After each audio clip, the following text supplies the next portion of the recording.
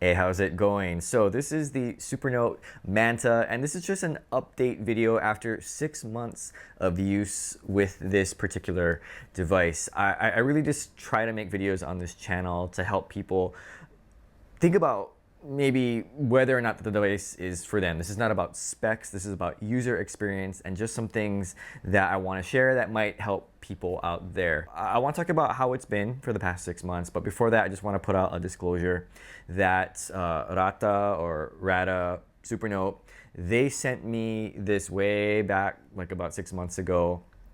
Before it was released, I got to try it out, and I'm making videos. And again, this is not monetized. This channel's not even monetized, not sponsored. But I just really want to make videos to try and help people decide, because I've been there when you are trying to figure out whether you want to buy something and you can't try it and it's kind of expensive. Again, there won't be any B-roll. If you want close-up shots or things, that's about as close as you're gonna get. I figured if you're watching this, you've already seen enough pictures of it. I should also mention that I use this exclusively for writing, for those who write. I know people use it for drawing, they use it for PDFs, as a reader, a calendar, other things, but I use this exclusively just to write my scripts and organize things. So there's my background. So onto the user experience. Based on my notes here, I have had no problems. I know that people have reported problems online on the subreddit. I've had zero problems on this device.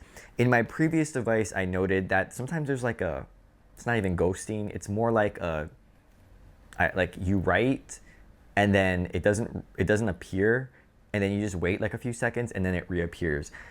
I really haven't had that anymore. I don't know if that's something that was fixed over time. I don't have that anymore on this device, which is a good thing. Again, I know people have experienced, other forms of ghosting or things like that, but for me, I've had no problems with this device. Maybe I'm not maxing it out or side loading weird things. I'm just using it stock as is, and it's totally fine for me. Now, in my previous update, I mentioned that it was hard because I like the size and portability of the A6X. Like I like this size for just general everyday writing. But I will say that for the past 3-4 months, I've pretty much just used the Manta. And I just sort of want to, a couple of reasons why. The first was it was such a hassle to sync between devices, not just because of the size difference, because when you transfer a document that's from this one to the small one, it looks weird. It looks like huge, or vice versa. There were some issues there, and there's also issues between syncing files, and there was conflicting files, and so I was just like, okay, forget about it. Second, the reason why I'm using this is because of this pen. I know I can just transfer the pen over. I truly believe this Lamy pen, and I've talked about this before, I believe this Lamy pen is the best pen that they have. I have 5 of their pens, and while it's really, it's very romantic, sensationalized when you get like the heavy, the heart of metal pen, which I do have. It feels real good, right? But the fact is, most of us don't write with heavy metal pens. If you do, then get those other ones. But for me, I'm writing with like regular Pilot, Bic, whatever I have at work. This is so light that it reminds me of that weight, and that's why I like this pen. So I think that's why I've gravitated more towards the Manta, because this is attached to this, and I just enjoy the writing experience a lot more. I also want to note that I did try the Remarkable 2 in store at Best Buy. It was just there, and I was like, oh, cool. So I just tried writing with it. I will say I'm not a fan of it. Granted, I used a demo, and I think the ceramic nib, or not even the ceramic, like the nib that they use on their pen, probably worn down.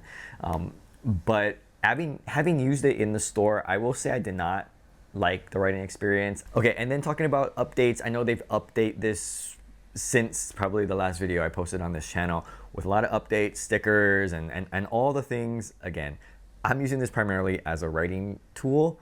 So while stickers are cute and I've played with them a little bit, it doesn't really mean much to me because I'm not using this in that way. But I'm glad that they're continuing to update this with the software. Now here's something that maybe other people can relate to, especially if they got this device or other previous Supernote or other writing devices. Over the past months, I've seen like a big decline in my use of just writing in general. It's because I've been busy at work. I just have less time to write. I will say though that I experienced something very similar with my A6X. When I first got it, I was so excited and you know, I was writing every single day, and that was, you know, you just get really excited when you get something new, especially when it's like technology. And then over time, I guess it kind of just wears off. You get busy and then you stop writing. And for my A6X, that's exactly what happened, where I was using it a lot and then it kind of just stopped using it after a while. And then like there was this resurgence or this excitement to use it again. And I think the same thing has happened with me for the Manta. So I got the Manta, I was using it a lot, and then I got busy with life, kids, family stuff. And then it kind of just like sat on the shelf for a little while. But then something happened where I was just like, I wonder how that device is. And I was hearing about some of the updates, and so I updated it and checked it out. I was like, oh yeah, it's kind of fun. And so again, I started to write again and again. And so now I'm kind of back into that regular routine. But just to note that I think there may be some people who have like a buyer's remorse experience where they buy it and they're so excited, they're so impassioned about it. And then they kind of just like, the reality sets in of like real life, and it's not so magical like they thought it would be, and then maybe they're like, oh, they feel disappointed. And I think that's just totally natural, right? Like you buy a brand new car, you buy jewelry, you buy a watch, whatever it is, you get really excited, and after a while, it kind of, you don't get as excited. The dopamine doesn't kick in as much. So just to forewarn people, they may experience that as well. But I've found that because the devices are so useful and I think they're really great, that I sort of like have a second wave, and it's better than a wave because it's more like a steady, like it's steadier now. My interest and use is steadier, whereas in the beginning it was like super high and then it died down. I think now it's sort of stabilized and I have a very comfortable workflow, work usage, and I return to this regularly, which I think is the most important thing, not just to use it when you get so excited because it's brand new and then it ends up in a drawer. But you know, just give yourself time to kind of like regulate and figure out just your overall usage, unless you're just like a power user right off the bat and you're just using it every single day. All right, the next thing I want to mention is the communication from the company. I think that the updates have been really great. They use their subreddit really well. They put out updates. They just kind of give updates, particularly on the price changes that might be happening or not happening. I'm not sure. Shipping delays are happening, I don't know. But I do get the emails and I do see the messages. I think that's really great. But at least they said something. Like they're planning on making some changes, whether it's price changes or availability or whatever it is. At least they put that out there to let their customers know. And I think that's a really wise thing to do as a company, because when you're left in the dark on all these things as a consumer, you panic buy. You don't know, like, should I wait or go with a different company? The last thing I want to mention about communication is that subreddit is a flurry of discussions. Some of it is very productive, but I've noticed that some of it also can be a little hostile, and a lot of it, sometimes it can be a little bit complainy, and I get it. People are very passionate about these devices. They want to know when they're going to get one, and if they find something bad, they want to point it out, and hopefully, you know, it can get fixed. But for me, I've actually stopped looking at the subreddit more and more. I might check in occasionally once a week to see, what's everyone talking about, but I've stopped checking it like daily because I just was like, this is not like very, I don't know, just sometimes it just seems a little bit unfriendly. Okay, now the big question, would I still recommend this after 6 months? The answer is absolutely yes. Again, I can't recommend this for those other things because I don't use it for the PDFs and the drawings and all of that. I don't use it for that. I just use it strictly to take notes and to write scripts. I would highly recommend this device for anyone who knows that they're going to be writing. I can confidently say that this device has changed my life in the sense that I don't use notebooks anymore. Like, I'm done with notebooks. I'm done with, ink pens and all of that. Like, I'm done.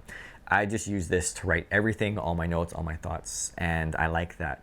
And I like that it's not just saved up somewhere in the magical cloud, but that I can organize it in a digital way while still having that tactile feeling of being able to write. Now, would I still like a smaller device? Absolutely.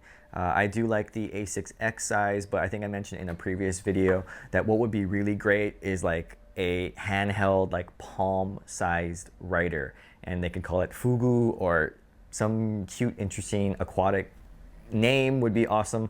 But I think just a handheld, like just a quick note one, I don't know how that works. I don't know if other people would be interested, but I would be interested in that because, you know, this is really great, again, you know, to write things down. It's just a little big, you know, if you're gonna take it out, like, it's a little big.